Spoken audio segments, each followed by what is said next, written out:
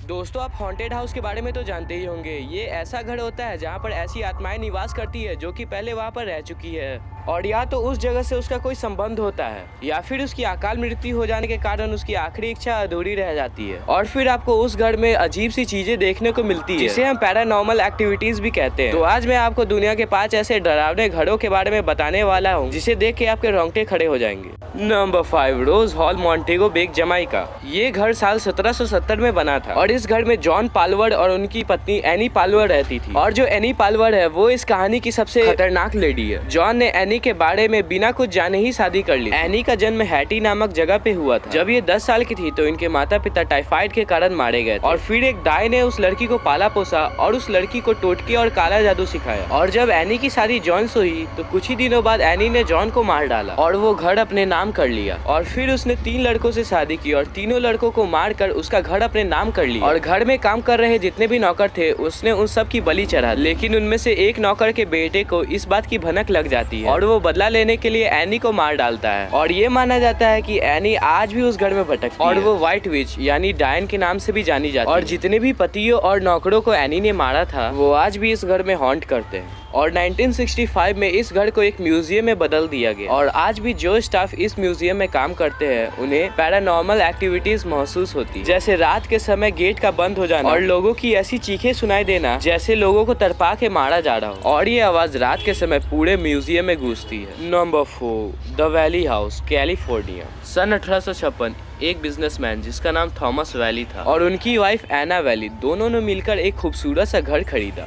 लेकिन शायद उन्हें ये बात पता नहीं थी उसके नीचे एक ग्रेवयार्ड यानी कब्रिस्तान था कि जिस घर को उन्होंने खरीदा था दोनों इस घर में रहने लगते हैं। और क्या दोनों को पैरानॉर्मल एक्टिविटीज महसूस होने लगा था। और थॉमस की जो सबसे छोटी बेटी थी उसे हमेशा चलने की आवाज सुनाई देती थी। और कुछ दिनों बाद थॉमस का सबसे छोटा बेटा जन्म लेता है, लेकिन बदकिस्मती से 18 महीनों के बाद उसकी मौत हो जाती है। और सन 1885 में इनकी बड़ी बेटी एओनेट वैली उसने भी अपने आप को गोली मारकर आत्महत्या कर लिया। मतलब इस कब्रिस्तान में बने इस घर पे इस फैमिली के साथ हमेशा बुरा ही हुआ। और धीरे धीरे करके पूरी वैलन फैमिली खत्म हो गई। और इसके बाद जो फैमिली इस घर में रहने आती उनके साथ हमेशा बुरा ही होता। और समय बीतने के साथ साथ उस घर में पैरानॉर्मल एक्टिविटीज बढ़ते चली गई और उस घर को हॉन्टेड हाउस मान लिया गया। और आखिरकार इसे भी एक म्यूजियम में कन्वर्ट कर दिया गया। और आज भी थॉमस वैली और उनकी पत्नी एनी वैली उनकी आत्मा इस घर में भटकती है। Number 3, बॉर्ले रेक्टोरी, England.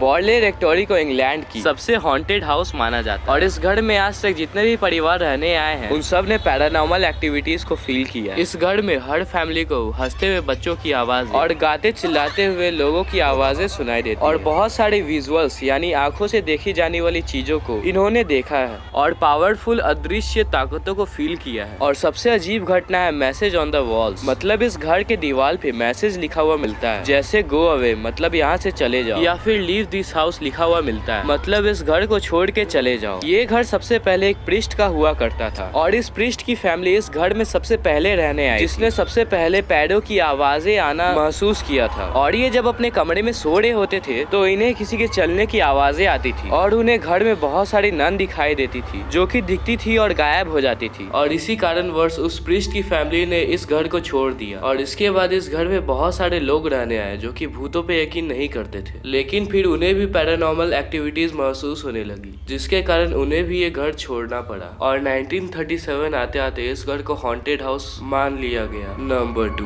Monte Cristo homestead house, Australia. ये ऑस्ट्रेलिया का सबसे ज्यादा हॉन्टेड घर माना जाता है। इस घर को 1885 में बनाया गया था और तब से इस घर में हॉन्टेड एक्टिविटीज होती रहती है। क्रॉले परिवार इस घर में रहने वाला सबसे पहला परिवार था। इन्होंने काफी डरावने पैरानॉर्मल एक्टिविटीज को महसूस किया था। एक दिन इस घर में नौकरानी काम कर रही थी लेकिन वो सीढ़ी पे से फिसल गई। लेकिन उसका ये कहना था वो फिसली नहीं थी, उसे किसी अदृश्य शक्ति ने गिराया था। पर क्रॉले फैमिली को इसकी बात पे यकीन न हुआ और इस घटना पे इनकी फैमिली में से किसी ने ध्यान नहीं दिया। और जब वो दोबारा काम करने आती है तो वो सीढ़ी की उसी जगह से दोबारा गिर जाती है। और इस बार नौकरानी पूरे दावे के साथ कहती है कि वो गिरी नहीं, कोई अदृश्य शक्ति उसे बार बार ढकेल रही थी। और इसने जब दोबारा क्रॉले फैमिली को इन्फॉर्म किया तो उन्हें लगा कि ये एक कोइंसिडेंस है और उन्होंने इसकी बात पे ज्यादा यकीन नहीं किया। और जब वो तीसरी बार उसी जगह से गिरती है तो गहरी चोट लगने के कारण उसकी मौत हो जाती है। और इसके बाद जब दूसरी मेड काम करने आती है तो बालकनी से गिरने के कारण उसकी भी मौत हो जाती है। और उस मेड का बेटा था एडोल्ड, जिसका इस दुनिया में कोई न था। और क्रॉले फैमिली ने उस पे दया दिखा के उसे रख लिया। और एक एक्सीडेंट के कारण उसकी दिमागी हालत बिगड़ गई और वो पागल हो गया और उसे घर के पीछे एक छोटे रूम में बांध कर रख दिया गया। और वो लड़का हर रात किसी उल्फ जैसी आवाजें निकाला करता और लोगों को लगता था कि घर के पीछे किसी शैतान को रखा गया है। और कुछ ही दिनों में उस कमरे में उस लड़के की मौत हो जाती है। लेकिन उसके मरने के बाद लोगों को डरावनी उल्फ जैसी आवाजें सुनाई देती और इसी के कुछ दिनों बाद उन्हें डरावनी घटनाएं महसूस होना शुरू हो गई। और जब 1948 में एक नया परिवार इस घर में रहने आया, आवाजें सुनाई देना तो कॉमन बात हो गई थी, लेकिन हद तो तब हो गई जब इनके फैमिली का एक सदस्य मरा हुआ मिला और उसे किसने मारा आज तक कोई न जान सका। और ये घर आज भी उसी जगह पे खड़ा है और इसके इतिहास को सुनने के बाद कोई भी फैमिली इस घर में जाने की हिम्मत नहीं करता। Number 1, haunted vicarage, Borgvattnet, Sweden. इस घर को स्वीडन का सबसे डरावना घर माना जाता है। ये घर साल 1876 में बना था। इस घर में सबसे पहली भूतिया घटना साल 1976 में हुई थी। इस घर में रहने वाले लोग ने कई पैरानॉर्मल एक्टिविटीज शेयर किया,